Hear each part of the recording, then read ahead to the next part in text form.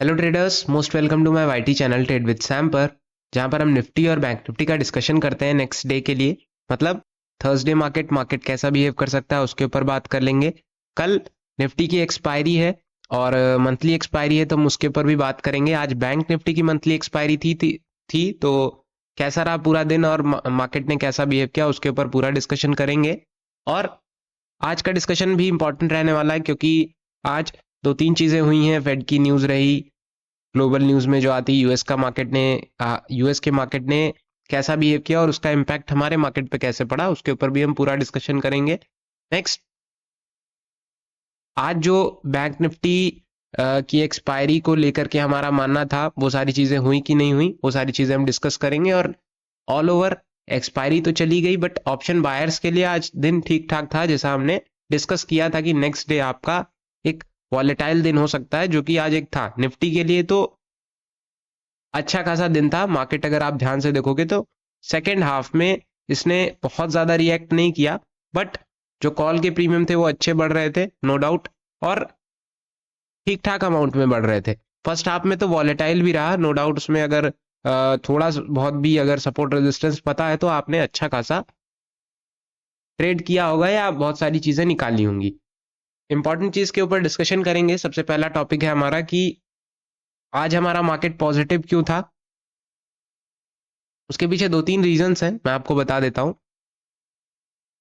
पहला रीजन ये है, मार्केट में ग्लोबली सारी चीजें पॉजिटिव चल रही थी। यूएस के जितने भी इंडेक्सेस थे उन्होंने रिकवरी देना शुरू किया। एनवीडिया जो कल सबसे ज्यादा गिरा था परसों के मामले में, उसने कल अच्छी खासी रिकवरी की। ऑलराइट, और गिरा क्यों था मैंने आपको सारी चीजें बताई थी प्रीवियस वीडियो में, आप जाके देख सकते हो। अच्छी खासी रिकवरी दिखाई, उससे क्या हुआ कि जितने भी आईटी स्टॉक्स थे उनने भी अच्छा खासा रन करना शुरू किया और यूएस में अच्छी तेजी देखने को मिली, पहली चीज। दूसरी चीज ये है कि वहां पे फेड की मीटिंग थी, जैसे अपने वहां आरबीआई होता है वैसे ही फेड की मीटिंग थी वहां पे। और उन्होंने क्या किया कि ऑल ओवर ग्लोबली सारी चीजें अच्छी चल रही थी, तो कुछ हफ्तों पहले ये था कि जब थोड़ा सा डाटा वगैरह खराब आ रहे थे वहां के नंबर्स, तो ऐसा था वहां पे कि वहां पे रेट कट्स होंगे, बट एक ही बार होंगे, जो कि हो चुके हैं, है ना। उसके बाद पूरे साल नहीं होंगे, बट कुछ उम्मीद जगी कि हाँ, जब इन्फ्लेशन वगैरह बढ़िया चला और सारी चीजें नंबर्स भी बढ़िया है, बैंक्स के नंबर बढ़िया है, तो दो बार तीन बार जितने भी रेट कट्स होने थे तय थे साल भर में, वो होने की उम्मीद थी। कल फेड की मीटिंग हुई और डाटा ये निकल के आया कि जो रेट्स हैं वो अनचेंज रहेंगे, बहुत ज्यादा उनमें चेंज देखने को नहीं मिला। जो रेट चल रहे थे वही चलेंगे 4.25 के आसपास। ऑल राइट, नेगेटिव न्यूज नहीं थी, बहुत ज्यादा मार्केट ने रिएक्ट नहीं किया। और ये उम्मीद भी लगाई जा रही है कि आने वाले टाइम में मार्केट में और रेट कट्स होंगे, अगर ऐसे ही हम बढ़ते रहे तो। उसकी वजह से थोड़ा बहुत पॉजिटिव सेंटिमेंट बना रहा। नेक्स्ट, आपका ऑल ओवर अगर आप ध्यान से देखोगे, डीआईआईज कल का जो डाटा आया था, एफआईआईज और डीआईआईज का, वो स्ट्रांग था। किसका? डीआईआईज का। डोमेस्टिक इन्वेस्टर्स ने अच्छी खासी बाइंग की थी कल के दिन, और एफआईआईज ने हमेशा की तरह बेचा था। बट डीआईआईज ने एक कदम आगे, लगभग लगभग 2-2.5 हजार करोड़ प्लस में उसको खरीदा था, तो ऑल ओवर 2.5 हजार करोड़ की बाइंग देखने को मिली थी ऑल ओवर मार्केट में।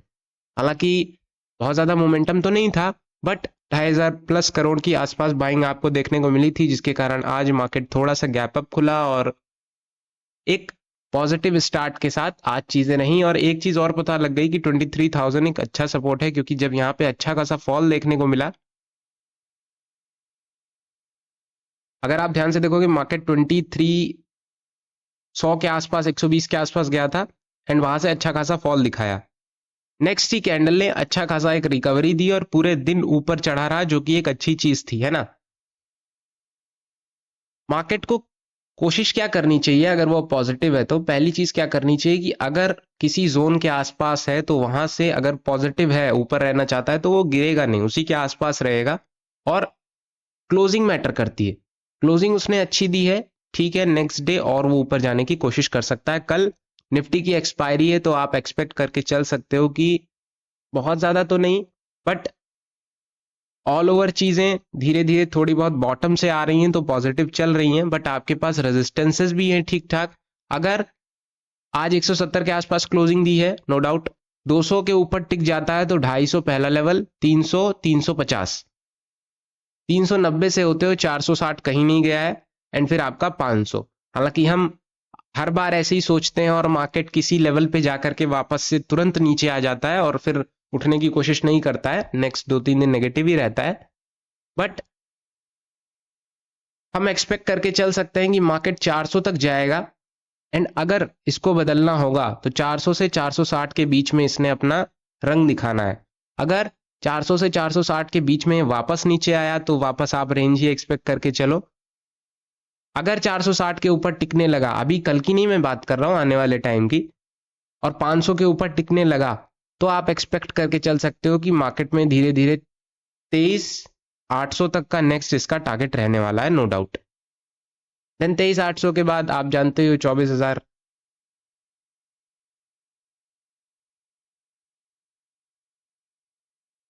ऑलराइट,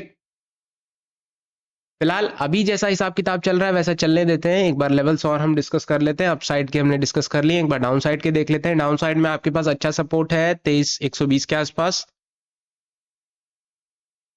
23,90 के आसपास अच्छा सपोर्ट है। नेक्स्ट आपका 23,60 के आसपास अच्छा सपोर्ट निकल के आ रहा है। नेक्स्ट आपका 23,000 के आसपास एक बेहतरीन सपोर्ट है जो कि मार्केट में आज इसने एक अच्छा खासा बिहेव किया है। ऑलराइट, फिर आपका 23,940 से होते हुए 23,900 के आसपास एक बेहतरीन और सपोर्ट है, और 23,855 के आसपास अच्छा सपोर्ट दिखाई पड़ रहा है।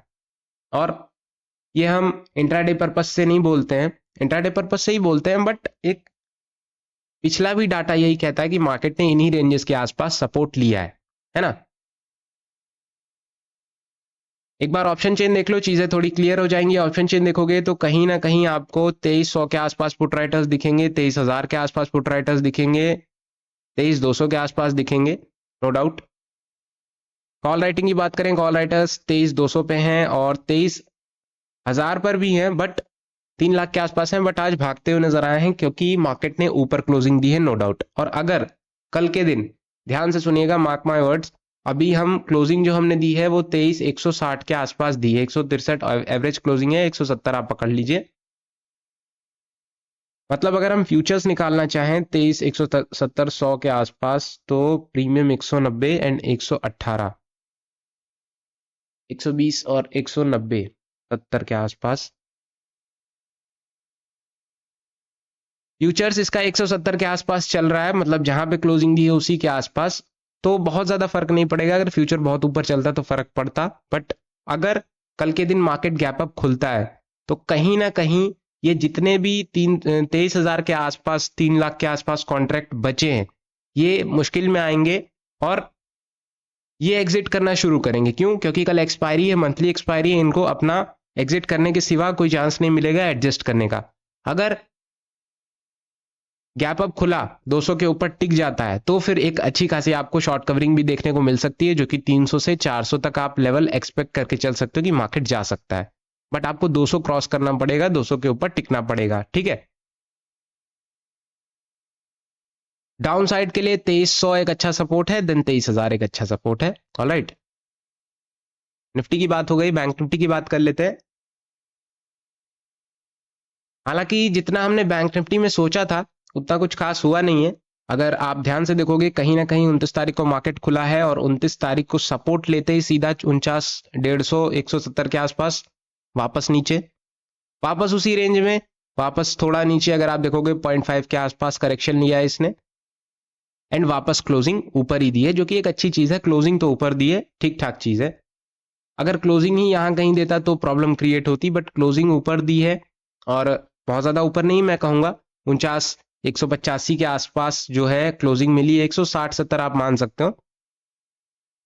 कल का हमारा प्लान क्या था, पहले ये सुन लीजिए। कल का प्लान ये था कि मार्केट अगर 49, बैंक निफ्टी की बात कर रहा हूं, 49,200 के ऊपर टिकता है, तब आप एक्सपेक्ट करके चल सकते हो कि मार्केट का जो नेक्स्ट मूव रहेगा वो 277 या 300 से 400 और 49,540 तक जा सकता है। बट आज मार्केट ने या बैंक निफ्टी ने 49,200 के ऊपर गया ही नहीं। पूरे दिन अगर आप ध्यान से देखोगे तो 49,200 के ऊपर जा ही नहीं पाया। क्यों?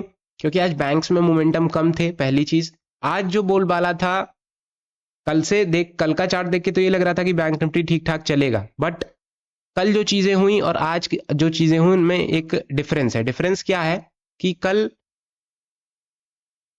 बहुत ज्यादा आईटी में मोमेंटम नहीं हो रहा था, कल बैंक्स में मोमेंटम हो रहा था, बट आज जो है वो आईटी सेक्टर में अच्छा मोमेंटम देखने को मिला है। या आपके टीसीएस इन्फोसिस एक अच्छा अमाउंट में इन्होंने मोमेंटम किया है, जिसकी वजह से आज निफ्टी अच्छा चला, बैंक निफ्टी एक रेंज में फंसा रहा। अब कल देखते हैं क्या हो सकता है। कल निफ्टी की एक्सपायरी है और मंथली एक्सपायरी है पहली बात,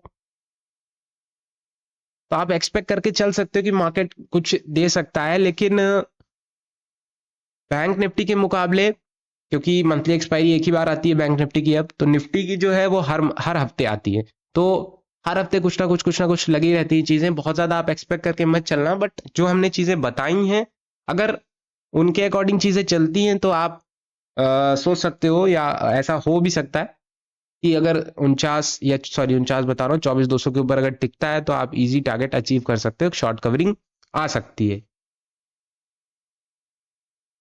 वैसे ही सेम 49,270 या फिर 270 नेक्स्ट टारगेट रहेगा, 49,400 के आसपास, 49,540 के आसपास नेक्स्ट टारगेट रहेंगे, नेक्स्ट रेजिस्टेंस रहेंगे। बट अगर 49,540 के ऊपर मार्केट टिक जाता है या निफ्टी बैंक टिक जाता है तो आप एक्सपेक्ट करके चल सकते हो कि मार्केट एक अच्छा मोमेंटम कर सकता है 750 से लेकर के 48,900 से 50,000, सॉरी 49,900 से 50,000 तक रैली कर सकता है। बट उसमें भी हर्डल आएगा। हर्डल क्या आएगा? पहला हर्डल आएगा 49,500 का और दूसरा हर्डल आएगा 49,900 के आसपास या 50,000 के आसपास। बहुत ज्यादा आप एक्सपेक्ट करके मत चलना, बट इतना जरूर सोच के चलना कि अगर मार्केट 49,270 300 के ऊपर टिकता है तो पहला टारगेट 400, 540, 750 ये रह सकता है, नो डाउट, है ना। ऑप्शन चेन बैंक निफ्टी में देखने का कोई फायदा नहीं है, क्योंकि अब तो महीने भर बाद ही एक्सपायरी होगी, तो फिर उसमें कुछ खास चीजें बची नहीं है।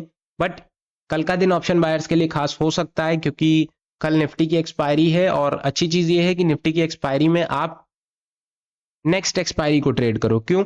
क्योंकि उस दिन प्रेजेंट टाइम में, क्योंकि प्रीमियम भी अगर आप देखोगे तो अभी भी बहुत ज्यादा है, अभी बहुत ज्यादा प्रीमियम गले नहीं है ना।